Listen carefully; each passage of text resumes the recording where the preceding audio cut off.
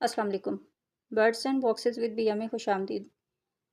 मैं कुछ दिन पहले की बात है, 8-10 दिन हो गए हैं इस बात को कि मैं अपने बर्ड्स को ना सॉफ्ट फूड डालने आई हूँ, तो मेरे बर्ड्स सॉफ्ट फूड ज़रूर खाते हैं। उसके बाद वो अपने बच्चों को फ़ीड करवाते हैं, अदरवाइज़ वो बैठे रहते हैं, इंतज़ार करते रहते हैं मेरे आने का।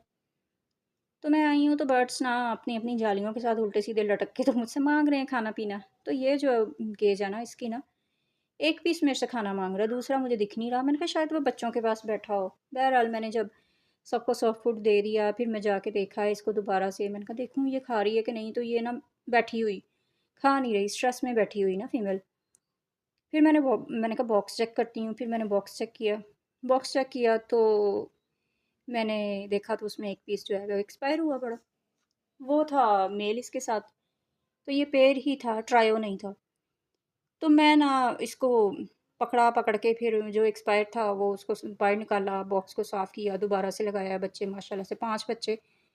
अब मेरी परेशानी भी बढ़ गई और दर्द सर भी कि 5 बच्चे अकेली माँ कैसे पालेगी?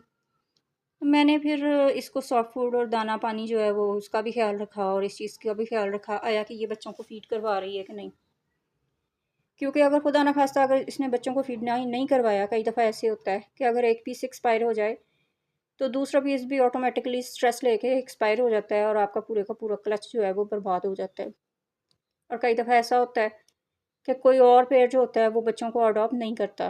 तो फिर आपको फिर खुद ही कुछ ना कुछ करना पड़ता है बच्चों को ना सर्वाइव करवाने के लिए। तो अगर मेरे पास ये ट्रायो में लगा होता, ये मेरी गलती है। जो कि मैं आपसे इस वज़ह से ये जस्ट वीडियो बना के शेयर कर रही हूँ कि अगर ट्रायो का पीस होते, 3 पीस होते मेरे पास, तो 2 पीस तो एटलीस्ट होते ना, अगर एक खुदा ना ख़ास्ता एक्सपायर हो भी गया था इन बच्चों को बचाने के लिए या पालने के लिए। तो अल्लाह पाक का शुक्र है फ़ीड करवाया इसने, फिर उसके बाद माशाल्लाह से बड़े हो गए हैं अब तो। तो अगर आप कहेंगे तो जब ये सेल्फ़ हो जाएँगे या जब इनको सेपरेट करना होगा, तो मैं आपको दिखाऊँगी कि कितने पीस बचे हैं या कितने हैं।